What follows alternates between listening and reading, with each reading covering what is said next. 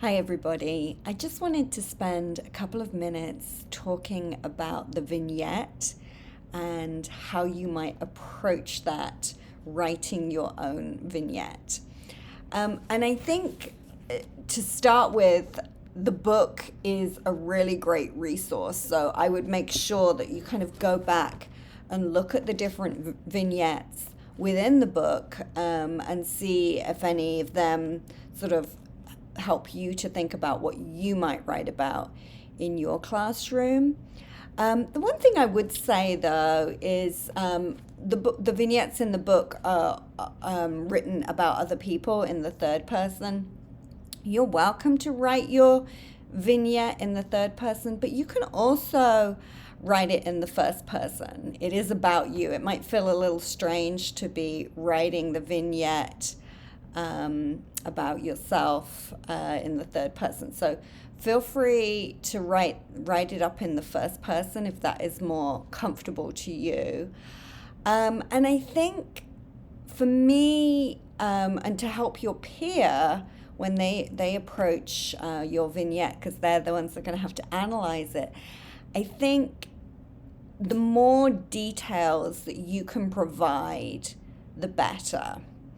And so I'm thinking you want to provide background information, like have a paragraph with background information about your context and classroom and the school context. You want to like really include details about the particular project or lesson that you're describing. If you choose to just talk about one lesson, you want to kind of really contextualize that lesson. Where does it fit in with the scope and sequence of lessons in general? And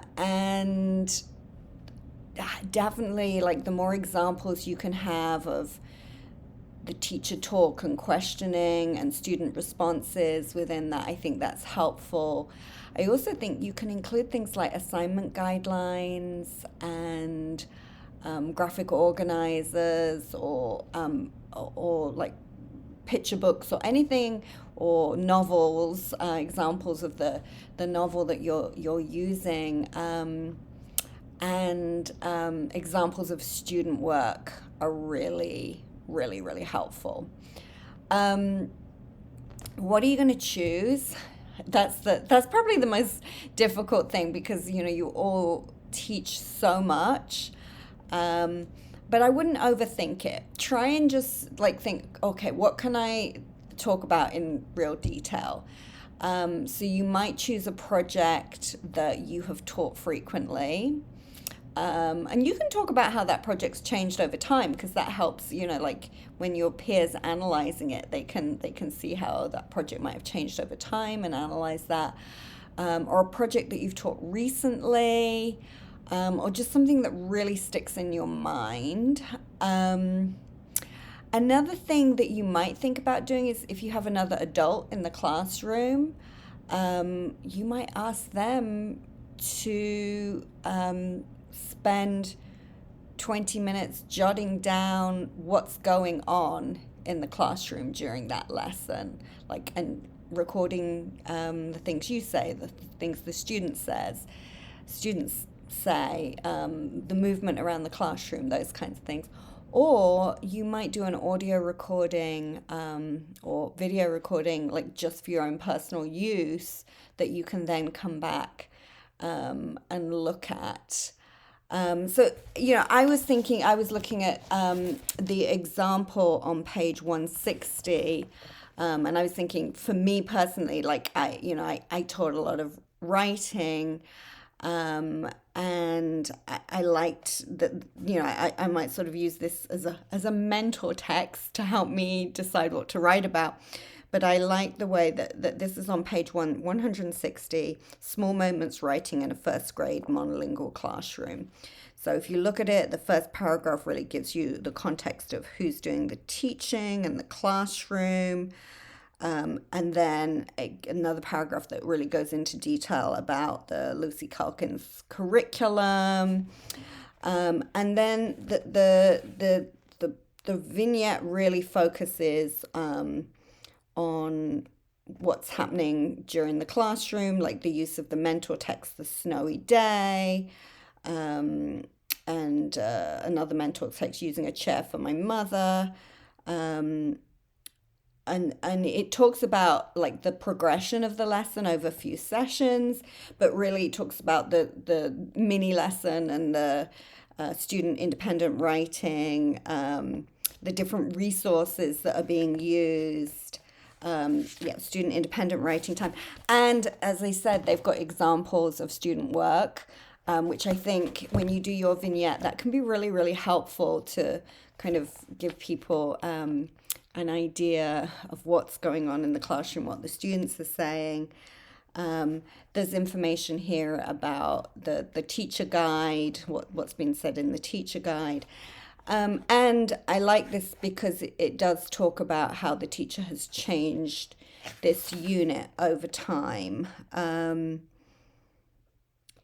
Yeah, and how I think there's something about the computer, how computers, they've stopped using them or started using them. I can't remember the exact thing, but some of the resources that are being used as they teach that lesson. So, really, looking at these different vignettes and the kinds of details that are included in these vignettes is going to be super helpful as you think about deciding what you want your vignette to be.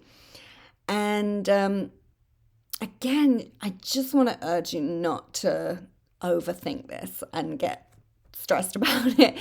I want you, like, this is me. I'd be like, oh, somebody else is going to look at this and my professor's going to look at this. I want to make this the best lesson I've ever taught. And no, you don't need to do that. And in fact, if you're really smart, you actually might think about a lesson or a project that you're not that happy with the way that it has gone.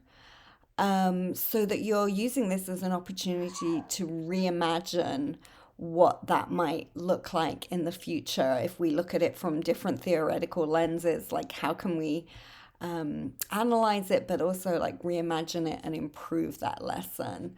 Yeah, and your partner, your peer partner's goal is not to critique your lesson.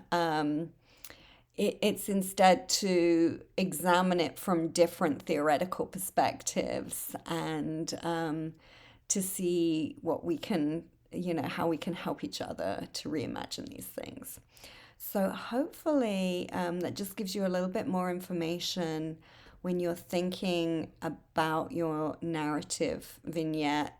Don't overthink it, but something as much detail as you can give is going to be helpful. Student work, other kind of classroom resources that you use, all those kind of details are helpful. And then, like I said, I would really like contextualize it within the classroom and then within the sort of wider project that lesson or that piece is part of. Yeah, and they're not all going to look the same, and that is fine, and that is good.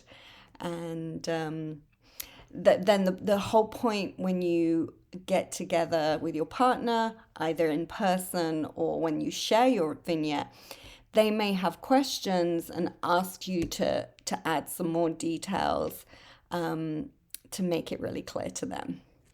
All right, thanks everybody. I'm looking forward to reading these, and I'm looking forward to conferencing with those of you that want that if that's helpful.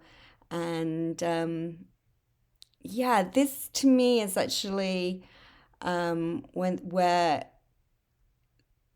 if you put yourself out there, like this course can be really, really helpful. Like this, because you're really thinking about your own practice in the classroom, and then we're using all those theories to think about it more. And that's the kind of thing that I want you to really take away from this course.